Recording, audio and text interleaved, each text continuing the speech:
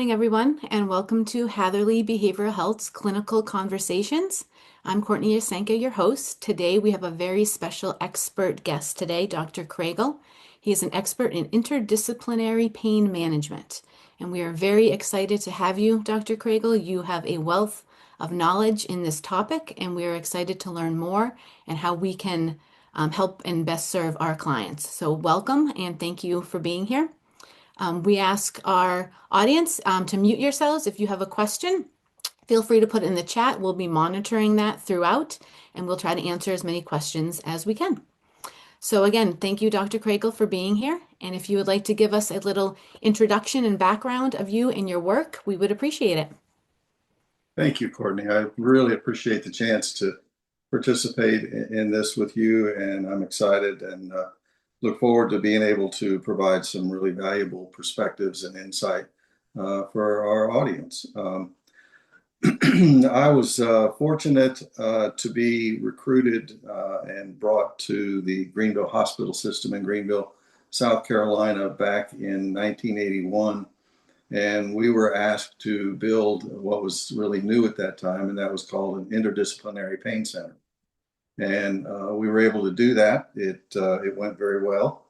We ended up within just a year taking over two and a half stories of a 9-story hospital. We wrote books. We had our own medical journal. And then I think it was 1988, there was a small section of the television show called 60 Minutes where we were highlighted. And that caused everything to explode in the field of pain management.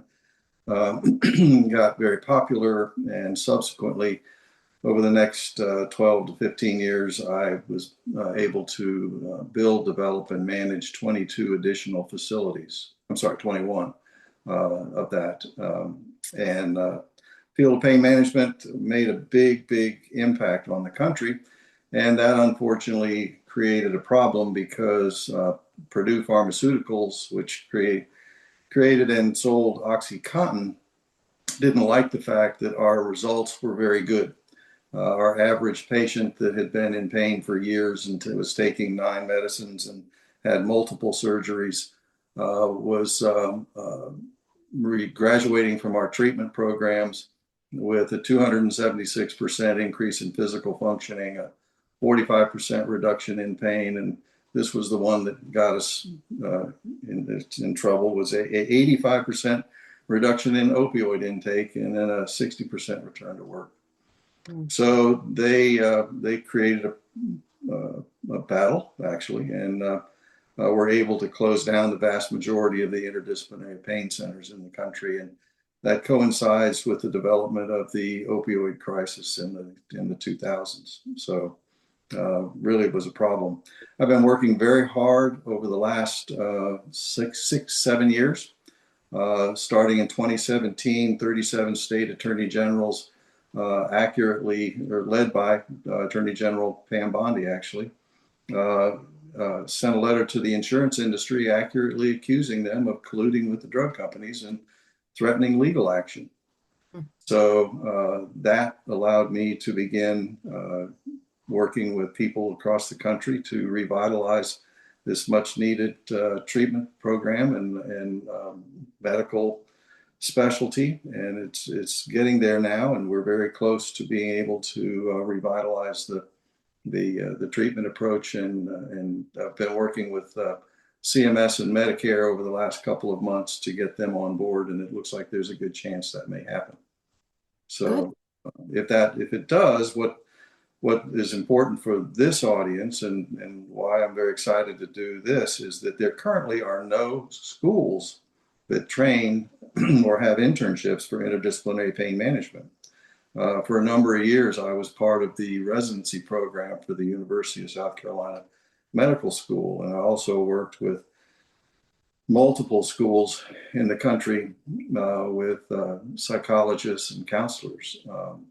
I've hired and trained 39 psychologists in my career. So it's very much of a specialty, but we have to actually train the clinicians ourselves. And so If anybody has an interest in what is an incredibly rewarding, but frankly, challenging field, interdisciplinary pain management is it.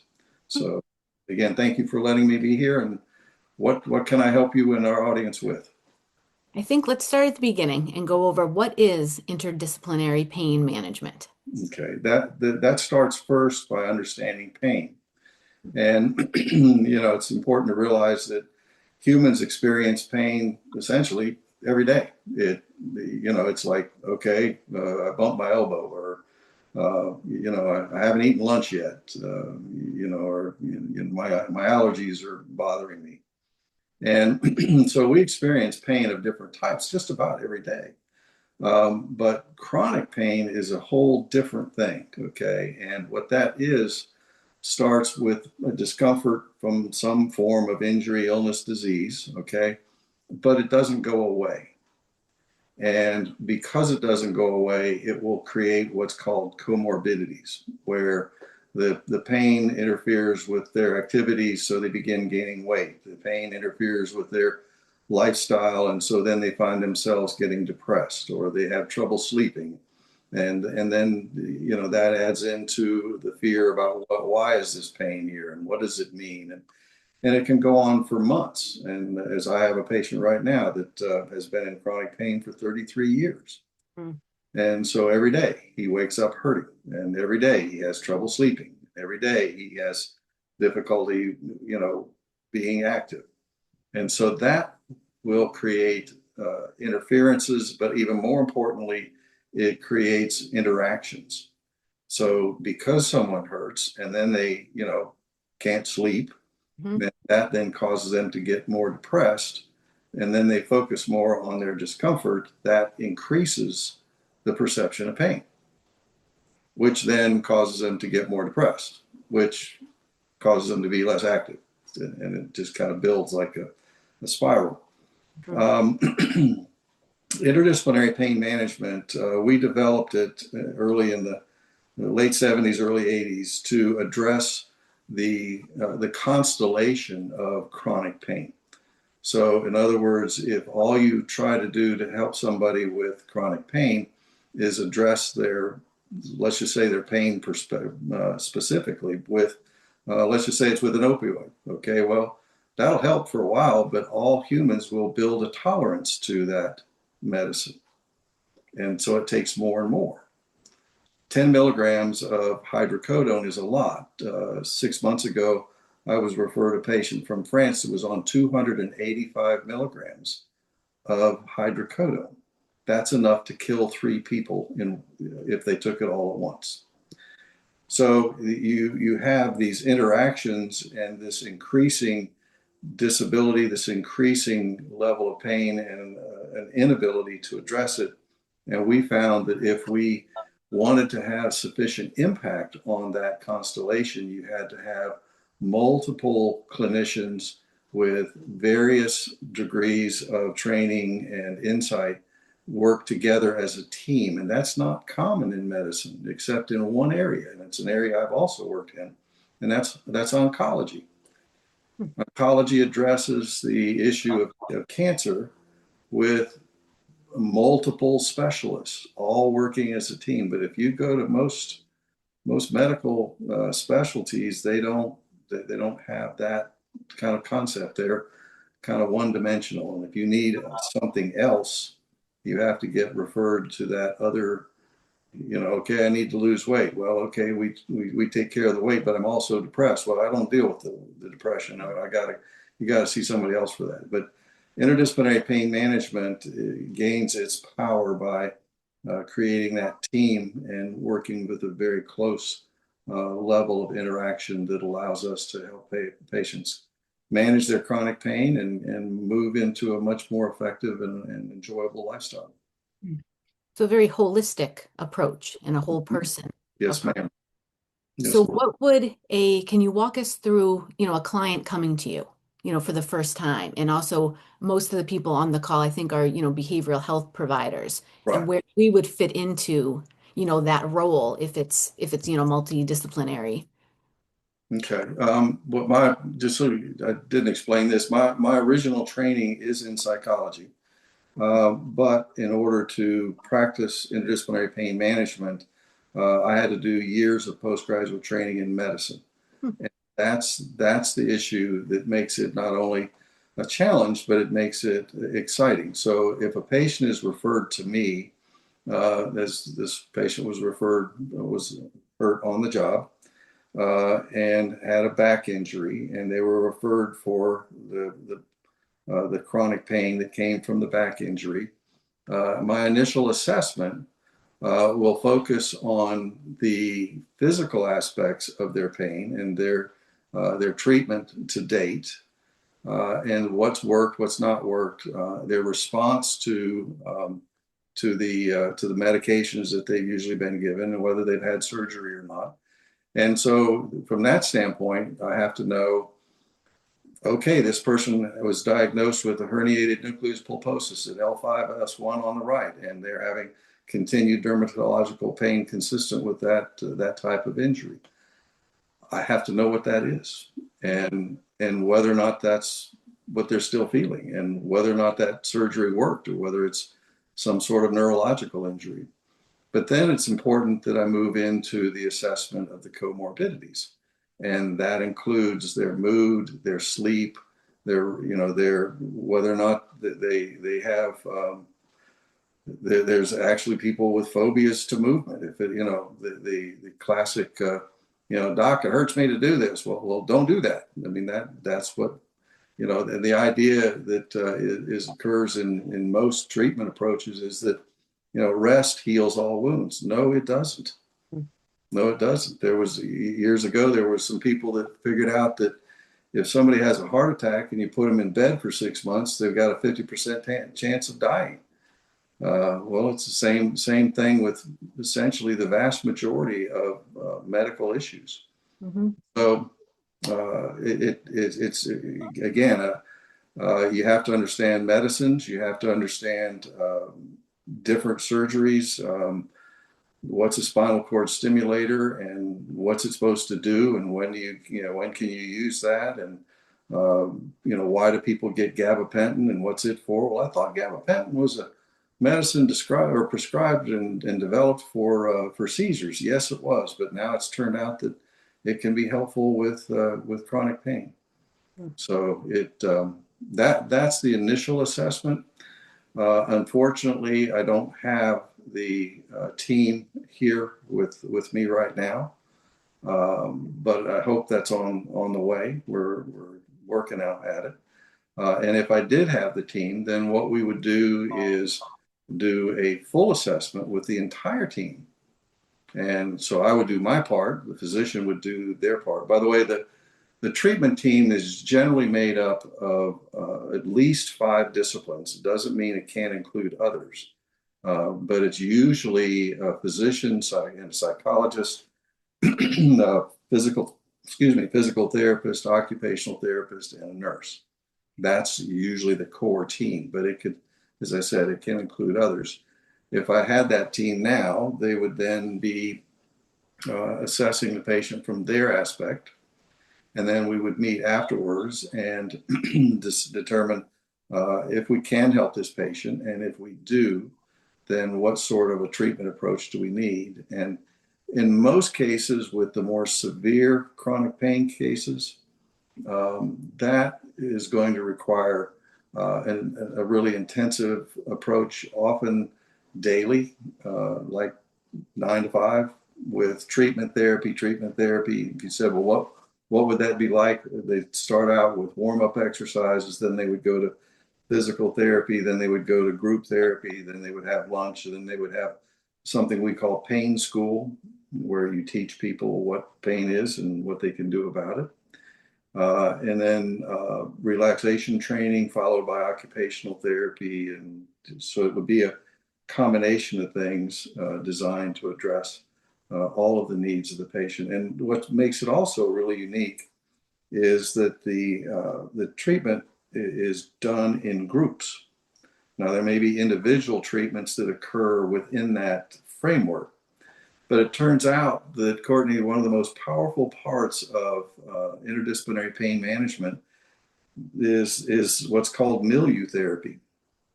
And you see that, sometimes, well, you see it in addiction treatments and rehab, different facilities, things of that nature, but nothing quite like the way it is in interdisciplinary pain management, because there's always, it makes a huge difference for somebody that has been in pain for a long time and has been disappointed by the medical community over and over again. And so, if you have a patient that's been in the program for, say, 2 weeks and a patient that's admitted today, it makes a tremendous difference for that patient that's been there 2 weeks to say to that new patient, this Dr. Kriegel, he's kind of weird, but he knows what he's doing, and this really works, and I'm feeling better. That is extraordinarily powerful. And so that's why we treat patients in groups. But the average patient would be in a treatment program like that, very intensive, for about 3, 4, 5 weeks, depending on their need. Okay. So So it seems like with interdisciplinary pain management, it's more than just providers, collaborating once in a while. I know I had a client who was at I think the PPRC, it was a child mhm. in Boston. And also, if any other people in the audience have questions or want to share their experiences with treating clients with chronic pain, feel free to put it in the chat. But he was there, I think, for a few months. He and his father lived in a hotel right around it, so he could go from 9 to 5. And it was very, structured. It gave him a good sense of control over, okay, if I feel this pain. And what sticks out to me was that they would do things where I think he said they would like tap a pencil on a desk repeatedly. And that was something that would be a trigger for him. And he said, I had to learn how to, kind of control that or handle that because I know there's always going to be like a trigger or a pain. And it felt really good for him to be like, okay, I know that if this happens, this is what I can do. But his treatment plan was also really big on movement, like you said. Mhm. So it's like, even if you're not feeling great, you're going to feel better after this. But then it gets into a point, how much, what is your recommendation? How much do we encourage our client? Or what's the best way to encourage them to sometimes work through the pain, but still acknowledging, the pain and that it is hard for them. But also going back to it, yeah, I think the interdisciplinary pain management team and the clinics that you set up are so much more beneficial than just, a clinician calling a doctor once a week, to check in and see where the patient's at. Yep. That's what we do for best practice, but it's really not the Yeah, best practice. that's right. The interdisciplinary pain management facilities that I put together, and I just finished opening one near Atlanta just in February, and it's up and going. And that program is consistent with the clinical approach. And that team meets every day, every morning, Mm. and reviews the progress and the response of the patients and modifies the treatment plan for that day. So here's the thing in medicine and psychology, but especially medicine, and that is that the assumption that time is a beneficial factor, and that if you have some sort of illness, injury, disease, okay, you've got a broken arm, let's put a cast on it, it'll give it time, and then it's going to heal, your body's going to make it better, and you'll be good, you'll be okay. But with chronic pain, is you're seeing, time is actually a malignant factor. And so you have to minimize the amount of time in between treatments, okay?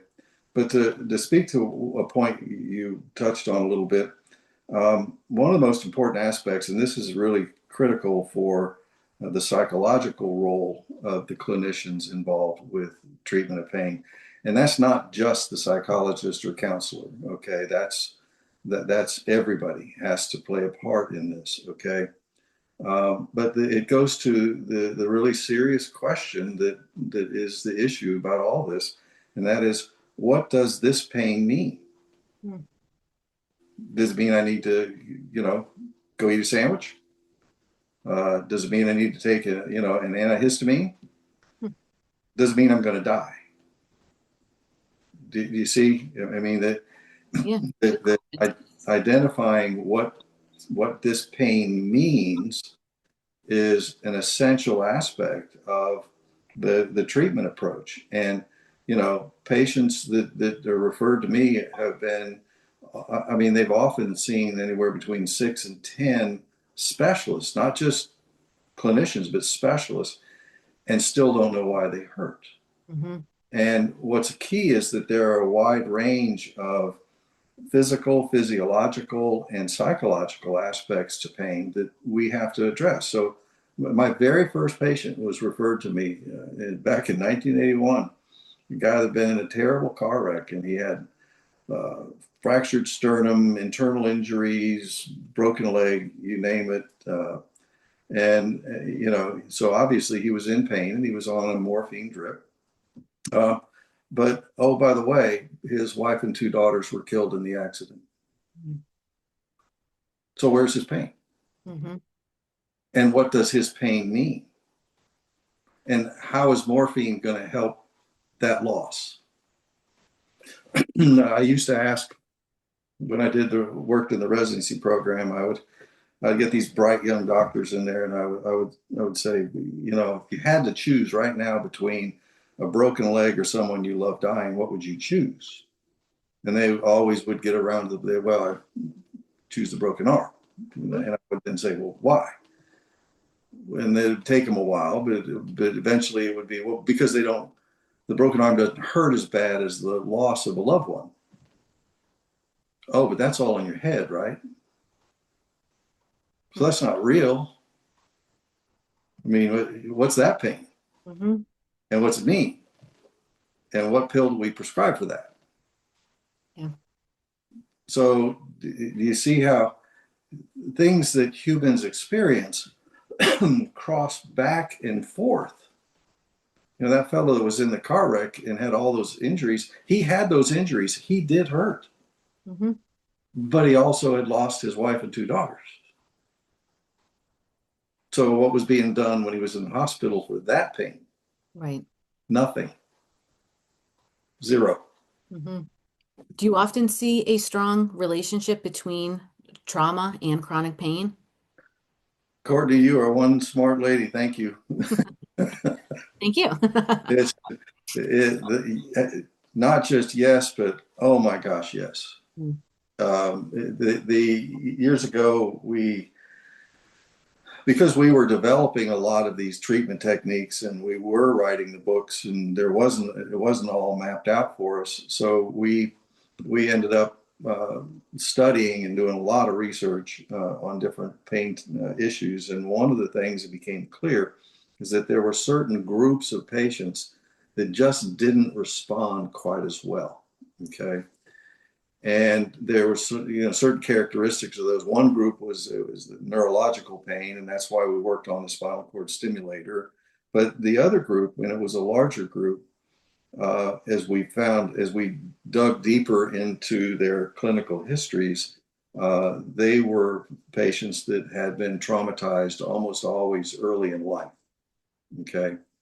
And I'm going to describe an example of what trauma can do, and you need to be aware that this stuff was really really new. Okay, so I walked into our gym and it was very large, and I had three of my physical therapists were there, and they had this guy that had been in a truck wreck, and he was in his 30s, and he was laying on a table, and they were my head physical therapist Tracy had her hands underneath his neck, and the other one had her hand on his stomach, had his shirt pulled up, and his hand on his stomach and hand on his back. The other one had both his legs and is leaning back. And I walked in and thought, yeah, this looks like I'm about to get in trouble. This does not look cool. Mm. Here's three female physical therapists, and they all got this one guy, and I don't have a clue as to what they're doing. And so I said, Tracy, what's going on? And she said, oh, this is it's this myofascial release technique that just has been developed, and and we're doing an unwinding. And I thought, yep, probably going to lose my license here. This is really not cool. And so, but the patient's smiling from ear to ear, and I'm thinking, yeah, sure you are. He said, oh, doc, this feels great. Yeah, sure it does. And at that time, the therapist that had her hands on his stomach, her hand moved. And I said, Susan, why did you move your hand? And she said, I didn't.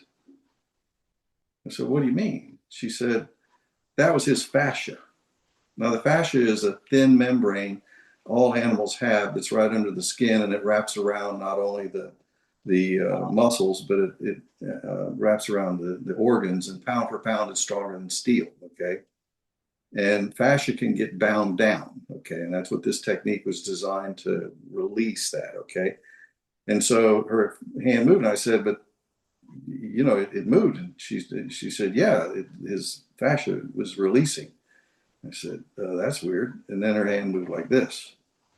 I said, and you didn't do that. She said, no, that was his fascia again. And about that time, and this goes back to your question, Courtney, about that time, he started laughing. And then he started moving. And they just kind of backed away. And he started rolling around and laughing and flopping and rolling in a ball and rolling back and he's flopping all over. And then all of a sudden he stopped and he said, it's gone. I said, what's gone? He said, it. He said, I feel good. He said, I don't hurt. I said, well, this is really weird. And then I realized this guy had been driving a waste management truck filled with concrete down what's near here called Paris Mountain, which is really steep, and lost his brakes. And what we watched on that table was him re-experiencing that trauma. When he went off the cliff, his seatbelt broke, and so I watched him on that table re-experiencing all of that going down the mountain and almost being killed. Anybody that's worked with trauma victims will tell you that they don't remember trauma, they can re-experience it and relive it as it's real. And that can create a lot of other issues, both physically and psychologically, that are not understood. Mm-hmm. As I said to a patient yesterday, the first thing I said to her when she described she was attacked at a school, and I said, you're not crazy. And she said, well, I sure feel crazy. And I said, no, you're not. I said, PTSD is now recognized as not only not a mental illness, it actually is a coping skill that all humans have the ability to use to survive. So yeah, trauma plays an enormous role in the development of chronic pain. And the biggest problem actually, and it's why I'm so glad to be able to do these kind of educational things, is so many people, I mean, the vast majority of clinicians out there don't even understand what trauma is. Mm-hmm. and the role that it can play. Right. Yeah, and how impactful it is on people and the memory. I actually just started listening to it, and I can't believe I haven't read it before, but The Body Keeps the Score. I give it out. Great book, and I wish I had read it earlier, but it's a good reminder of things too. But it really is, it just shows how everything is, connected. And the more knowledge we have for treating our clients, the better their outcome is going to be. And it's that, interdisciplinary approach. Yep. One of the things you mentioned too is sometimes people have been in pain for a long time and they feel very defeated or unheard. Right. And very, reliant on medications, and they don't want to get off their medicine. Even if we tell them sometimes that, it might make you feel better, it's like, nope, I need more of it because, sometimes they think it's the only thing that works. Right. And I think with your, statistics of, what the pain management can do for you, I think would really, help motivate people. But I guess what's our first step as, a therapist or psychologist in getting kind of our clients on board with a new treatment approach? Although, I mean, it shouldn't be a new one, but yeah, it is. Yeah, it is. Actually, the first aspect of it would be in the assessment to determine whether or not this patient has developed hyperalgesia. And I'm not sure if folks are familiar with that, but it's a very difficult issue. Essentially what it is that opioids, they really are a short-term treatment, and unfortunately, the lie that was said to the medical community back in 2001 still to some degree sticks. And so the idea that you can be on opioids for years is absolutely crap. I mean, I'll try to be politically correct, but the hyperalgesia is it occurs in patients with long-term high levels of opioid intake. And essentially what it does, without getting too into the weeds here, it makes your body hyper-reactive to pain. So what it essentially does is it reverses the role that neurotransmitters play in our brain. And so what happens is that it will cause the neurotransmitters to fire off inappropriately and quicker. Mm-hmm. So if somebody's been on opioids for a very long period of time, if they have to have some sort of a dental procedure, you'll hear them describe that, well, it took a lot more medicine because my pain is worse, or my pain is higher. And the reality is it is. Mm-hmm. And the only way that you can get the hyperalgesia to subside is to have people off of opioids, all opioids, for a minimum of 3 months. Then if they take opioids after that, it'll actually help. Now, you're not going to get somebody like that off opioids just by telling them that. Mm-hmm. They'll go, yeah, great, cool, see ya. Mm-hmm. And then they'll keep right on taking them. What you have to do is, and this is where clinicians out there can really be helpful, is understand that the multi-layers that you'll see in chronic conditions, especially chronic pain, have to be addressed in some way, okay? And we don't have time for me to go through all of them, but let me just kind of explain one, okay? There's and this is what you have to do, and it can really make a difference for our patients, is to say, we're going to help you control your pain instead of your pain controlling you. We can't promise we're going to get rid of all your pain, but we're going to help you get rid of at least some of it. And what's left, we're going to help you be able to control it. Now, here's an example, okay? The physiological aspect of how the human organism functions in relation to pain is that pain causes a guaranteed physical reflex. And so if you touch a hot stove, the reflex, it doesn't get up here, okay? It occurs down here. And so that pain immediately causes a reflex of muscle tension. It tightens those muscles up to move things away, okay? Now, if that pain is there for a little bit but then goes away, that's fine. But what if the pain stays, particularly if it's an area where we don't have a lot of blood flow consistently, like our low back, or we don't have a lot of proprioceptive processing that's available? Those muscles, if the pain stays there, the muscles will stay tight. Well, okay, but after a while, they use up all the oxygen, and that then causes those muscles to hurt. Oh, but what did we say was a reflex to pain? Muscle tension. Oh, but after a while, that muscle tension causes more pain. But then that causes more muscle tension. And so people will, with chronic pain, develop a spiral. And they'll describe to you things like, oh, my back was killing me at first, and then it just seemed to walk right up my back, and now I got this terrible headache, and my neck hurts, and I just hurt all over. And the answer is yes. Yes, they do. Mm-hmm. So what can make a big difference is to help people become aware of that spiral and be aware that there's a secondary physical process that's involved. And that is that all of our senses build a tolerance. So if you get up this morning and you're getting cleaned up and you put on some cologne, you'll find that you can smell it for 3 minutes, 5 minutes. It's not gone. you know, but then that's partly why some people will have too much cologne on, is because their body builds a tolerance to it, and well, it's gone. It wasn't very good. I'll put some more on. Um, but another good example is if somebody is watching TV and they fall asleep, and you come in and see they're sleeping and think, well, I'll turn the TV off so they'll sleep easier. Then they wake up because their sense of hearing now has incorporated that noise, and it's built a tolerance to it, and you only notice it when it's gone. Mm-hmm. Well, the sense that tells us what our muscles are doing is called proprioception. Did I mention it's a sense? All senses will build a tolerance. So you will have people that you see or know that will come in and their forehead will be all knotted up and they'll complain of a headache.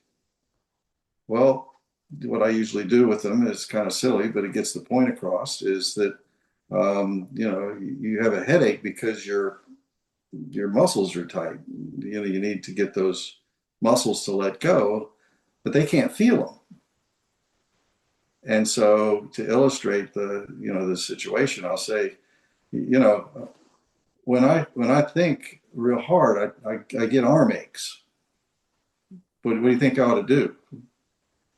And well, put your arm down. Well, okay. Well, guess what? It's the same thing. Mm-hmm. So when this pain muscle tension cycle gets away from people, their body will begin to build a tolerance to the tension. So they won't feel the tension. Mm-hmm. They just feel increasing pain. Now let's back up to the most important question. What does pain mean? Well, to somebody with chronic pain, what does this increasing pain mean? Well, if their assessment is that increasing pain means damage, then they're not going to do anything and they're going to get scared. Oh, what does fear do to our muscles? So then it makes them tighter, but they can't feel it. So then they just notice that they're hurting more. So from a psychological perspective, to illustrate all the things that I've been explaining here, and there's a lot more to it, but I want you to notice that most of what I talked about was physiology. And physiology is how our body works.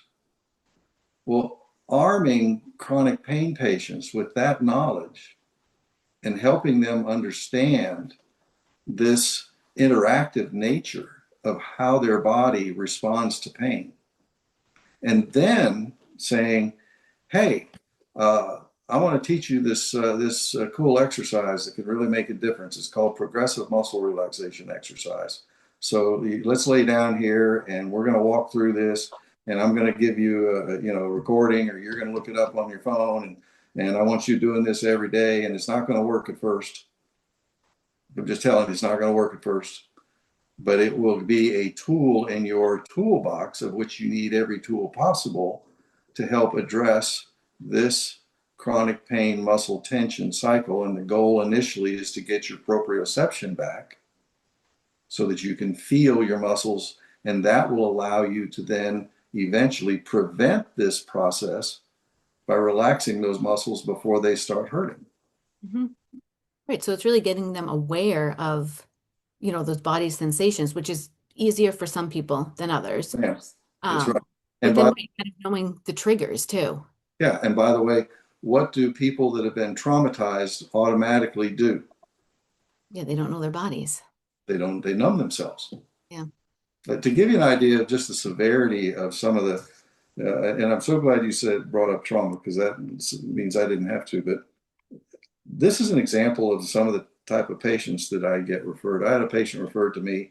This is a long time ago, and she was referred for chronic back pain. She was a nurse. She had been attacked by a demented patient at work, had back injury, required surgery. I mean, it was a pretty bad situation. But to fast forward to the point where in my assessment, I was able to finally get an understanding of a lot of what was going on with her. Turned out that when Well, she was one of two identical twins, and when she was 5, her mother had the twins in a bar, and her mother ran out of money to buy beer, so she sold her. Oh, When she was bleeding to death from all the damage that those guys had done to her, she wondered if they put her in a dumpster, and she wondered if the rats were going to eat her toes first or her fingers first. They called her father. He came and got her, but he didn't take her to a doctor, and he didn't, do anything. He was mad at her mom, that kind of thing. And here's the thing that's really scary. After that, her life got worse. hmm. She had DID, and we identified 21 different alters. Wow. And she's well, completely well. No pain, That's amazing. no no issues from the past, happily married, nice house. Yeah. That's the kind of patients that you see with chronic pain. Not all of them. Hmm. Fortunately, not all of them, but it can be quite a few. And I think you see that the challenge of interdisciplinary pain management is that you're going to meet patients that have all kinds of issues, all kinds of problems, and you don't get the luxury of being one dimensional. I mean, a neurosurgeon's lucky. Some of my friends are neurosurgeons, and I tell them all the time, you get to do one body part. That's it. Brain and spine. That's all you got to deal with. And everything else you can say, go somewhere else. Well, I can't. I got to look at the whole person. Hmm. So what, I mean, we know that it's so beneficial. So where do we go from here? Like, how can we as clinicians help more people understand this or have more clinics? And what resources do you have, for us? Um, the, the as we developed the field, and particularly as I was developing a lot of the clinics that I had, there's always going to be patients with, it's called complex chronic pain. Okay, there's always a certain number of those. Estimates are anywhere from 5, 6% to 10% of the entire population. Okay, I think it can be a lot less than that. But what I was impressed with was that the time factor really plays an incredibly powerful role. Okay. And so the initial thing I would suggest for folks that have an interest is to learn the precursors to the development of chronic pain. And that's what I did. I mean, I started moving up the timeline. I actually built several spine centers. And so the interdisciplinary clinical approach would be brought to play in the early part of a back injury when somebody didn't even know what was wrong. Okay, they would see our interdisciplinary team be worked up, treated as appropriately as possible, and only after everything else had been done did they see a surgeon.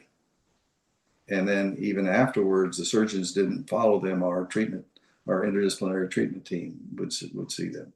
So the goal is to identify early in the process the precursors to chronic pain so that you are able to identify it at 3 months instead of 3 years or 2 months instead of 2 years. And then the treatment approach can be vastly less intensive. So that would be one of the biggest suggestions I would have for the folks here.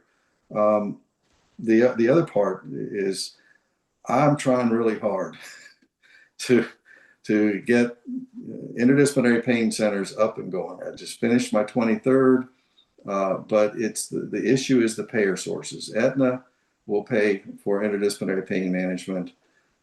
As I said, well, actually, Blue Cross Blue Shield, they have a policy approving interdisciplinary pain management, but they don't want to pay it in the appropriate reimbursement model. Okay, they want it to be in little CPT codes and pieces, and financially you can't do that. You can't. The clinicians can't survive. It has to be a per day rate, which actually is generally really discounted. And the same thing with CMS and Medicare. As I said, I've met with them. They're interested. They're all about it. They have approved this year. They approved interdisciplinary pain management as a compensable service, but they didn't approve the payment model. And so I'm waiting to hear back if they will actually approve that. If that happens, then those folks that are in the country that know IPM, can begin building pain centers and getting paid for it appropriately. And then we can also, involve, there's probably 15, 18, at least 15, probably 20 altogether medical schools that have talked to me about the desire to develop interdisciplinary pain training programs, okay? Because we need literally thousands and thousands of clinicians to be trained in this field. I mean, a good example, in 2019, the 7 medical schools in Florida got together and actually wrote a interdisciplinary pain management curriculum to train clinicians and physicians and other clinicians in IPM. And when I called them a year or so ago and said, is any of this going? Nope, because you can't get paid for it. Mm-hmm. So we're working on it. And again, as I was talking with the director for Washington State, they have some real serious issues with workers' comp because the state is the workers' comp company, okay, mm-hmm. And they're getting drained financially by interdisciplinary or by chronic pain patients. And I told him, I said, we've got to find a way to get the reimbursement model at the level that these facilities can be taking care of the chronic pain patients. But then we have to start moving up the timeline and get to the point where we can prevent it. Here's a good example, a term called kinesiophobia. Any physical therapist will tell you they know what that is, but most counselors and psychologists don't. Okay, kinesiophobia is afraid to move. And if you have a patient that's hurt, say on the job today, they're hurt today, but they interpret movement as damage, that's a precursor that needs to be monitored to see if that fear of moving continues on, and they then lose muscle tone, lose. I mean, primary care physicians, they should be trained and understand that you need to ask, "How was your childhood?" Mm. So a quick story, just that I think will help. And if your interest, particularly Courtney, in trauma, I had a patient, and again, referred for cervical pain. She had a neck injury. And so I'm going through my things. I'm asking her questions. And I said, because I always ask her, so, and how was your childhood? And she looked at me kind of strange. She went, "Fine." Mm-hmm. And I thought, oh, I've seen this movie before. And so I then waited a little while and I said, "Did you grow up around here?" And she said, "I said it was fine." And I thought, we ain't playing this. So I just said, I said, "By the way, did your father ever hit you?" And I promise, she said, "No." Mm. And 4 red marks came up on her face. Wow. Bright red marks right there. And a bright mark right there. And I said, "Your father was right-handed and he had a big ring on his right hand, didn't he?" And she said, "Yeah." "How'd you know?" Does trauma play a role in pain? Yes. And so every primary care physician should ask, "How was your childhood?" And just keep in mind that also can be a precursor. And then you've got, obviously issues with drugs and alcohol and all this other kind of stuff that can be, engaged with the development of chronic pain as well. Mm-hmm.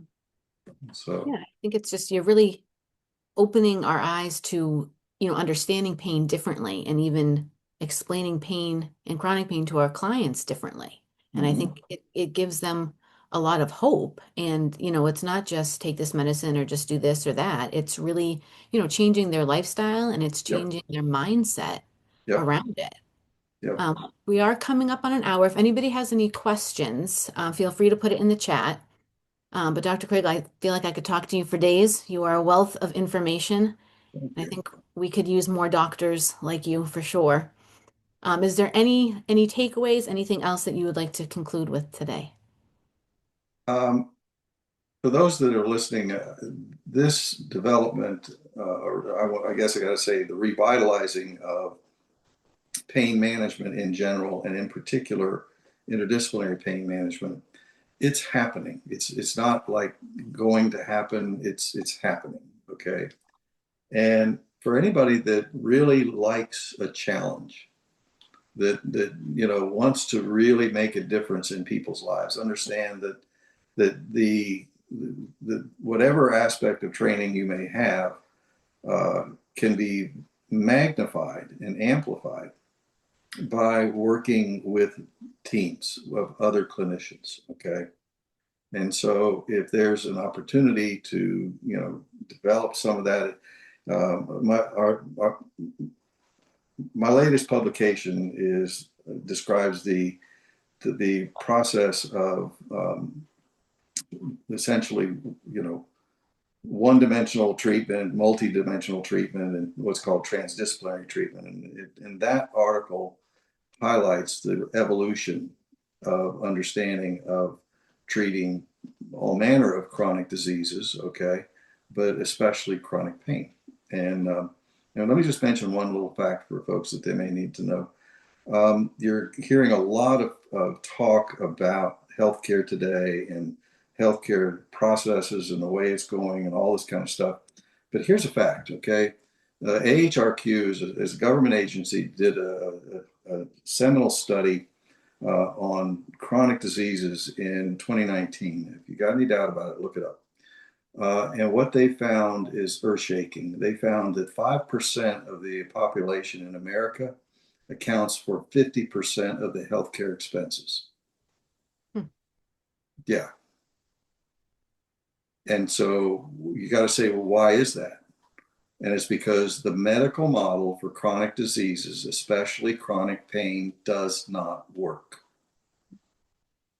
It requires a different medical model. And the model that's been proven many times to work with chronic pain is an interdisciplinary model. And that's also what can be utilized with other chronic diseases.